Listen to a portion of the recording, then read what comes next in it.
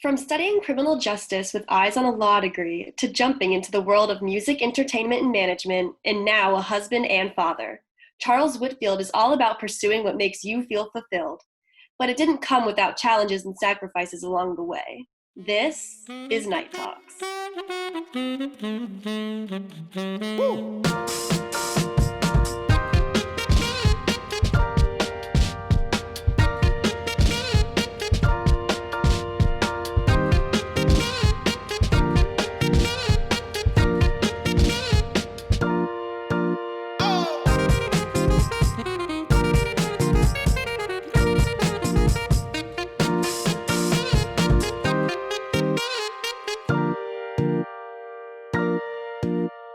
What was the darkest night in your career? The darkest night in my career. You know what? I would have to say the first time Jill Scott, who's an artist I worked with, she was actually up for 3 Grammy Awards. This must have been probably 2004. And we were up for three awards, 2 R&B awards as well as Best New Artist. And we had a bunch of people, this was in California, we had a bunch of people come out. We had a big watch party for at a hotel, and we were gonna really celebrate. And she did not win any of the 3 awards. And so it went from a huge celebration to almost like a pity party, sort of say. And even though you got nominated for a Grammy, 3 of them, to not win one when we were at least expecting to win at least one, I'll probably say that was probably one of the most disappointing nights of my career. What led up to your career, being able to attend shows like the Grammys, being able to judge? Can you tell us about your life growing up and what led you to pursue the career field that you're in? Yeah, well, growing up, I grew up in a place in North Carolina called Greensboro, North Carolina, and I went to college at North Carolina Central. And actually, I played basketball all through growing up, high school, and in college. And honestly, didn't really get into music. I grew up with an older brother who I listened to a lot of music with him, but didn't really get serious about music until college, when I actually worked at a record store in college, or a CD store, excuse me. And through that CD store, it kind of taught me a lot about how the business of music worked. And so from there, I think I mentioned on a pre-interview, it was a movie called Space Jam that Michael Jordan starred in. And actually from that was a song on the soundtrack called I Believe I Can Fly from R. Kelly. And back in those days, soundtracks are very, very popular. And after that soundtrack, it really gave me an idea of, one, I've been fortunate that my brother's been in business with Michael Jordan for over 20 years. And actually, University of Florida, you guys are actually a Jordan brand school now. But having that relationship with Michael and seeing how he loved music, it actually just made me reach out and say, hey, what if we started a record label? Just throwing it out there in the dark to see what would happen. And he actually said he was interested. He just was like, hey, find somebody that you could have teach you the business that could be your boss. And basically, I reached out to a guy that worked at Motown Records named Steve McKeever, who had done a bunch of stuff at Motown. And long story short, that's how we ended up starting the record label called Hidden Beach Records. When I was in college, you know what? Ironically, I actually wanted to go to law school. My brother is a lawyer, so actually I wanted to go to law school. And so from having the desire to go to law school, when I was in college, I ended up transitioning to criminal justice as my major. But what happened once I got out of school and started working, I worked at a consumer finance company, my first gig. And what's crazy is I thought I wanted to be a lawyer because when I was in school, internships weren't very popular. So I couldn't do internships to decide what I wanted to do. So I thought I wanted to be a lawyer. But once I got out in the workforce, making money, I ended up saying, you know what, I don't think I want to go back to school. So I saw myself being a lawyer, never saw myself being in the music business, but that's the path that God pushed me to. Who else would you say, aside from your brother, inspired and has influenced you up to this point? It's a few people. I would say my boss at Hidden Beach, whose name is Steve McKeever, which is McKeever. He inspired me a lot just by some of the early music he worked on before we met. Another gentleman in the music business who really inspired me is a big producer named Quincy Jones. And Quincy Jones actually produced Michael Jackson's records. He's done a bunch of stuff. And so Quincy was a huge inspiration as well. But also I get inspiration from a lot of local DJs that are in the community and just that are passionate about music, because to me, anybody that's passionate about music, they really inspired me just because I'm very passionate about it. Aside from not being afraid to fail, what's other advice you would give to students currently struggling to find their niche? What I would tell students now is, I would say, please look into doing as many college internships as you can. To me, by doing internships, it really allows you to see, okay, is this the field that I think I want to go to? Is it something I think I would enjoy or not? And the beautiful thing that, you students have is the power of the internet, the power of social media, the power of us being able to do a Zoom interview, and we're all in different parts of the country. I'm in North Carolina. I assume you guys are in Florida. My cousin Malcolm is a vice principal in Detroit, Michigan, but he's also a huge music fan. And so I think what you guys have is an advantage that I didn't have, is literally everything is right at your fingertips. You guys from the pre-interview could go on my LinkedIn, go on my social media, could, figure out stuff about me that 20 years ago I couldn't do. I couldn't just go on the internet and type somebody's name in and information pop up. So to me, I think the advantages that you have is information is right at your hands. And even with this COVID that we're all going through now, for example, my daughter's in second grade. She was doing Zoom calls with her teacher. So at the end, I just think the technology that's at you guys' disposal is way more valuable than it was for me. So I would say, internships, I would say try and pick out 2 or 3 mentors that could really influence you. And I would pick different mentors, some that you know, some that you don't. And so to me, it's all about keeping in contact and building your database of good relationships. What did it take to start your record label? One, from Michael putting in an investment of more than $1 million. From his initial investment, we went out and got some other investors. So we ended up, and this was 1998, we ended up starting our label with $5 million in investment. And the beautiful thing was, my boss, Steve, had a lot of great relationships in the entertainment business because he was already in there. And the one thing that Michael said was part of his investment was he didn't want people to invest because he was involved. So he ended up coming up with, our company is called Hidden Beach. He named his company Sandy Cove. So at the end of the day, no one even knew he was an investor until they actually invested on the business plan. And then once our deal was done, Steve sent out a welcome letter to all the investors. And actually it was another guy from Chicago that lived right down the street from Michael, and he never even knew Michael was involved.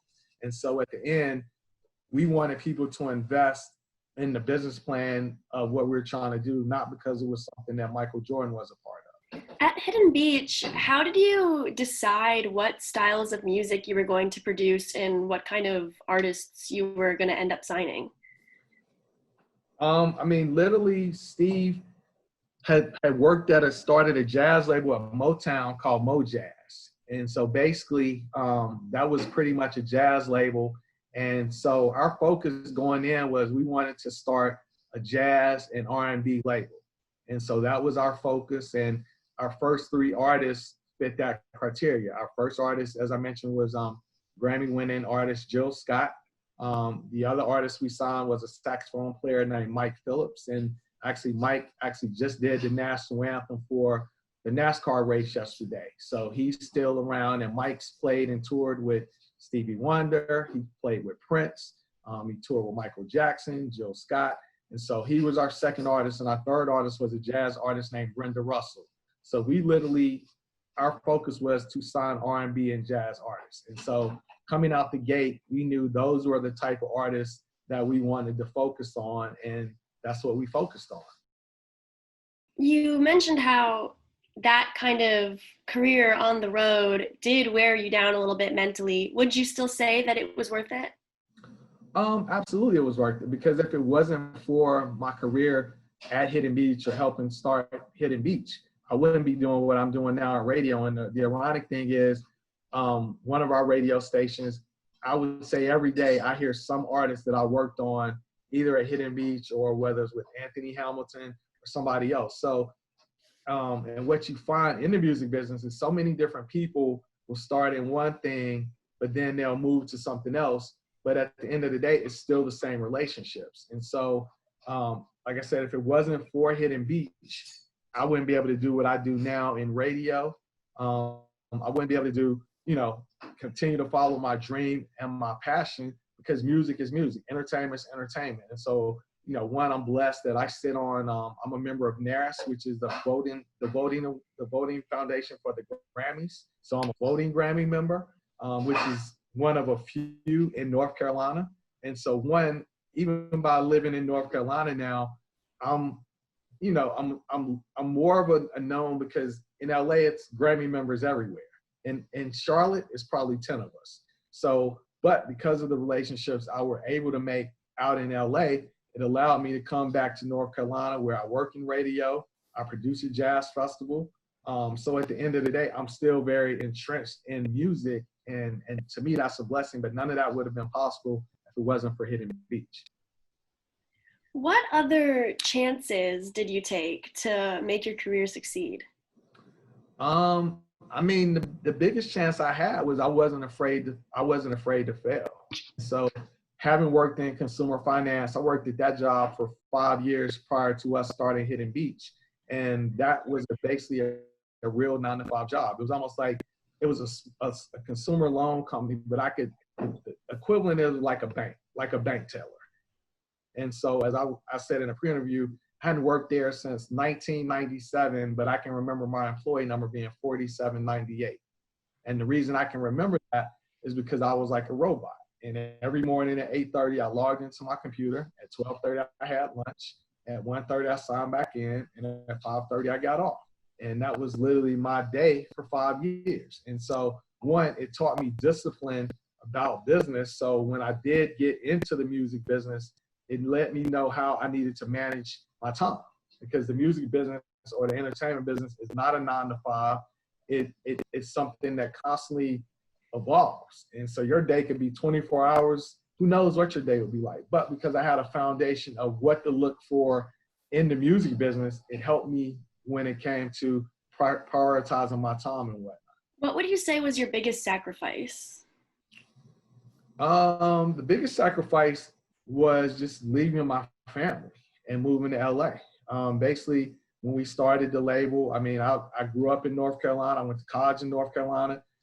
When I was working with the finance company, it was called Norwest Financial. And right as I was leaving in 1998, we merged with Wells Fargo. And so that year of living in Texas was the first time I'd lived out of North Carolina.